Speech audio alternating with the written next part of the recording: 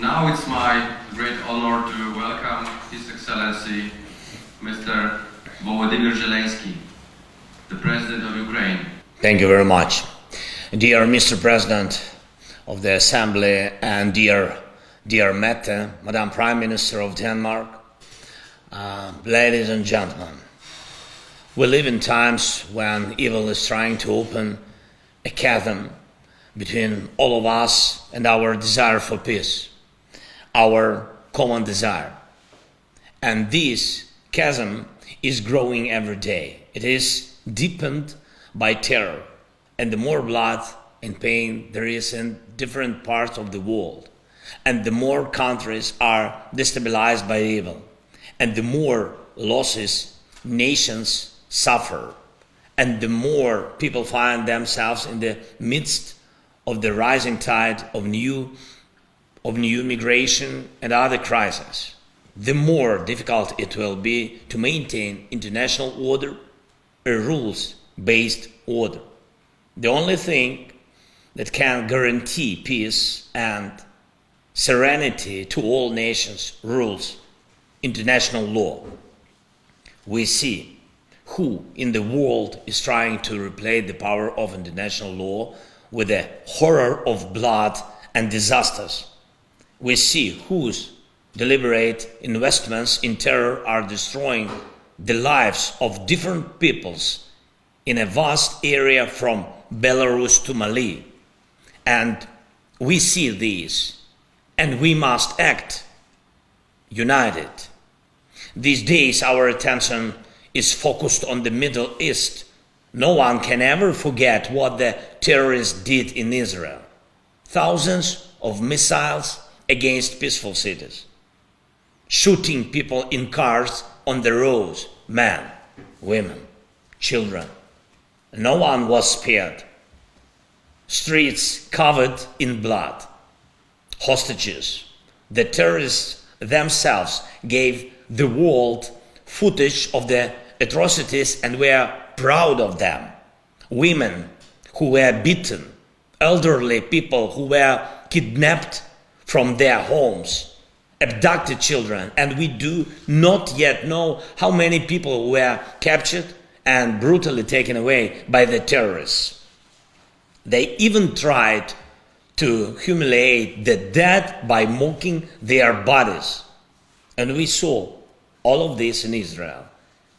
And the Israelis themselves, Israeli journalists who were here in Ukraine, who were in Bucha, are now saying that they saw the same evil where Russia came. The same evil. And the only difference is that there is a terrorist organization that attacked Israel, and here is a terrorist state that attacked Ukraine. The intentions declared are different, but the essence is the same. You see it. You see the same blood on the streets. You see the same civilian cars shot up. You see the same bodies of people who have been tortured. And the most dangerous are, I think, two things. First, the shocking joy of state-backed Russian propagandists. Just imagine, they call children who are now being held hostage by terrorists in Gaza as trophies. Such a word, just as Russia has captured thousands of Ukrainian children during its aggression against Ukraine. And the second is backing of what is going on. Iran can't say it has nothing to do with what is going on in Ukraine if it sells shaheeds to Russia.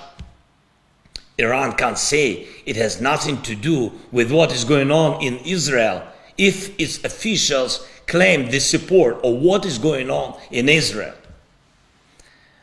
Ladies and gentlemen, how far can such evil go? No further than we allow it to.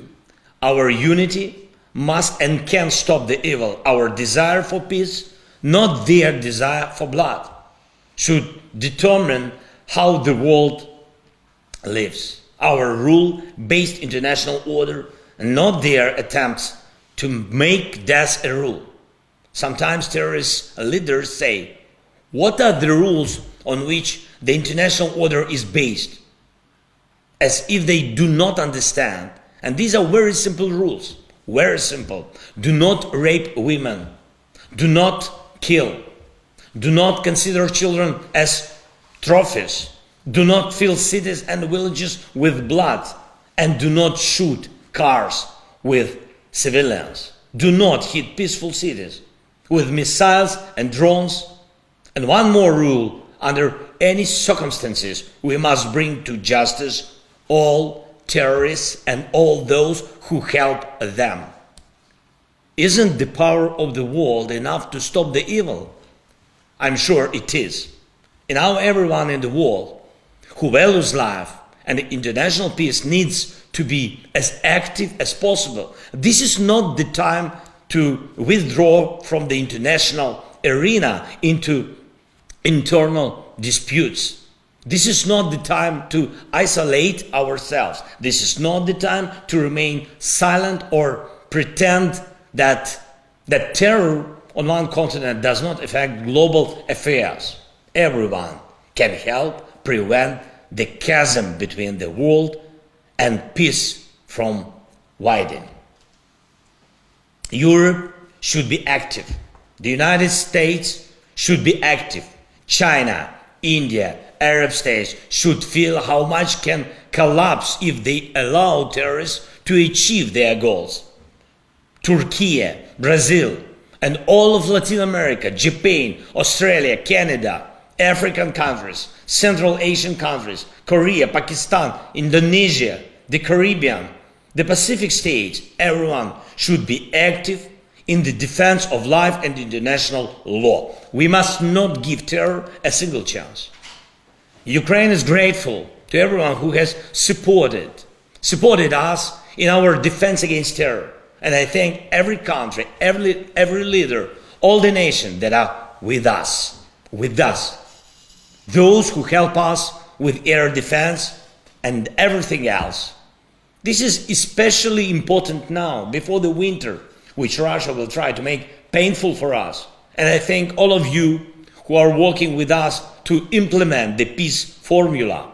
All areas of our cooperation lead to one thing: to ensure that the UN Charter is fully effective in protecting Ukraine and our entire Europe from terror and aggression. And if it works here, it will work anywhere in the world. If there are real global sanctions for any sponsorship of terror, terror will lose. If the world unites whenever someone takes women hostage and kidnaps the children of another nation, terror will have no allies. If the one attacked by terrorists receives all the weapons it needs to protect its people, international law will be the only force that will determine how the world lives. And the world will live in peace. This is our common goal. Ladies and gentlemen, I urge your states and parliaments to be even more active for the sake of global unity. Let everyone who sponsors terror feel the power of our wrath, and let everyone who needs help defending themselves against terror feel the power of our solidarity. We must all be able to promise our children that we will leave them a world ruled not by blood shed by evil, but by freedom guaranteed by law. Thank you very much for your attention. Thanks for support. Slava Ukraini!